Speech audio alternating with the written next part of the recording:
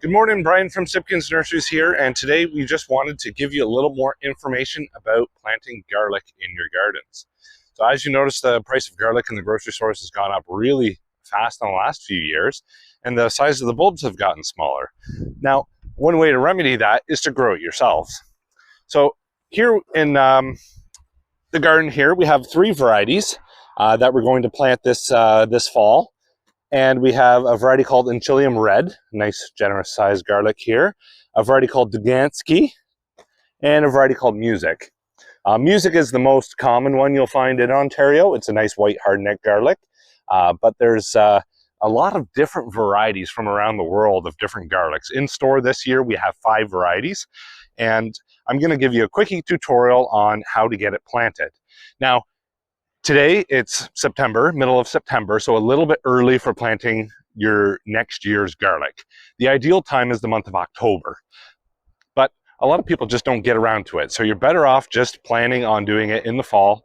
And if it's a little big going into the winter, it'll get burnt down a bit, but you don't want to wait too late. This past year, I didn't get mine in until early December, and I found that I did not get the nice large bulbs that I did the previous year when I had planted earlier. So in preparing your garden, this garden here, all the vegetables from this year were all stripped out. All the litter was put into the compost. And I'm going to show you 2 different ways that you can do it. So here we have the vegetable garden. We've added a lot of peat moss to the surface because that's our organic material getting worked back in. But what we also have the advantage of here is composted chicken manure. And you can buy composted chicken manure in bags, or if you have backyard chickens, you've got it already. So it might be great big slabs of chicken manure. Thankfully, it's dry and not wet. So what I've done in the past is just put a generous layer, about 2 inches of composted chicken manure in a hole, and add about 3 inches of garden soil. And in this case, we also have the peat moss back on top. Now, when I work the soil in my vegetable gardens, I don't go overboard. I don't try to pulverize it or make it extremely fine. I'm less concerned about the texture of the soil than beating up the natural texture of the soil. I'm not looking for light fluffiness. I'm looking for easy to work. And you'll notice that the chicken compost here that I'm putting in actually looks like soil. And that's the perfect stage at which to incorporate it into the garden. Now, I've done much worse looking material into the garden, so we can bury it a few inches deep, or we can actually work it into the surface as well. If you have a more of a raw compost that you're using in the garden, it's better to bury it a few extra inches deep, and you'll find that over the course of the winter, it finishes its composting process. So here we have raised beds, and we like to do intensive gardening in raised beds.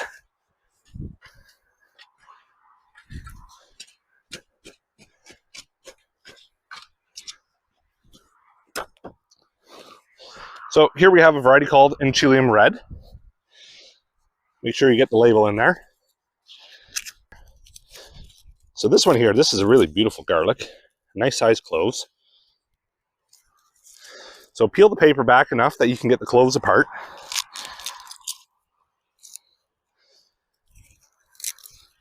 Now, this isn't something you can buy in the grocery store. Like, these are fabulous sized garlics, and you can grow these in your own backyard.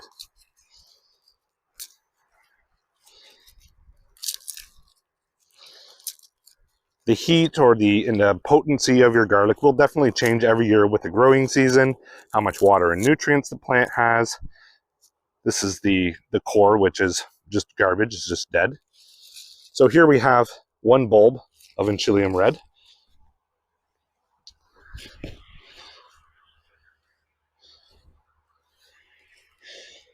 And we plant it so that the piece that almost looks like it had root on the bottom that was attached to the bottom of the stem here, that's the point that we'll put down.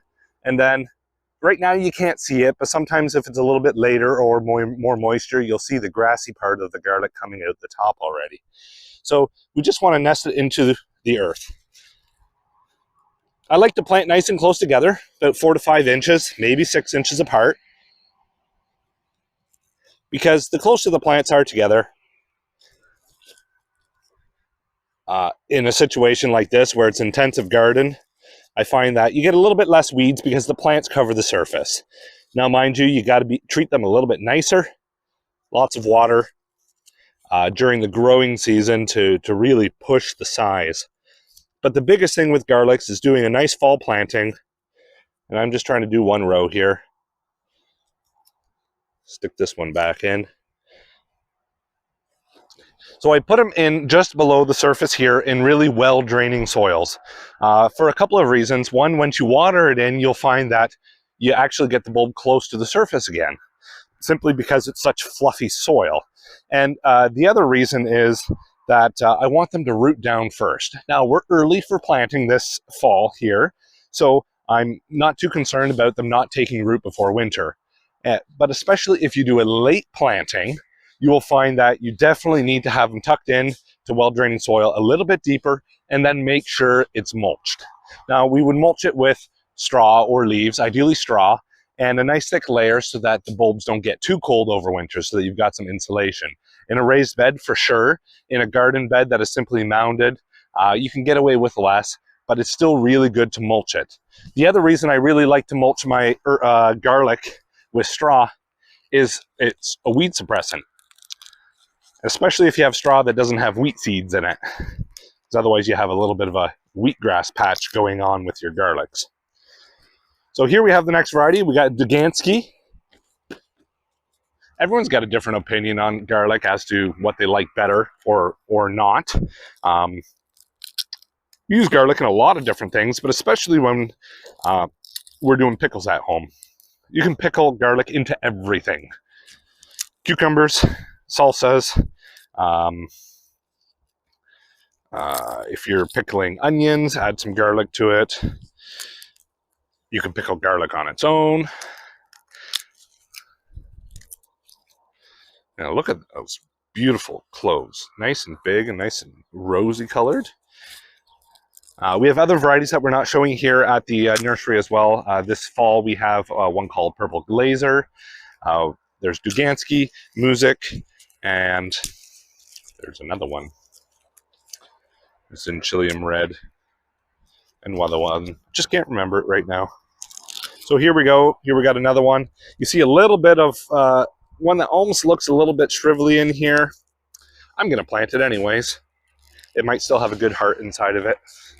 It's like most people, you can't tell from the outside what the heart's like. So here we go. One garlic gives you 1, 2, 3, 4, 5, 6, 7, 8, 10 nice big cloves. Oh, the last variety is called Nutka Rose, which instead of having large cloves, has small cloves, but much more of them. So that's kind of actually interesting for people who don't need large doses of garlic in their diet. So here we go. We got a next variety. We want to make sure we keep the tags if we can, because it really helps for you to decide what varieties you like better. Now these garlics, they will sprout very fast in the fall. In this case, because we're doing it early, we're actually not going to water them in.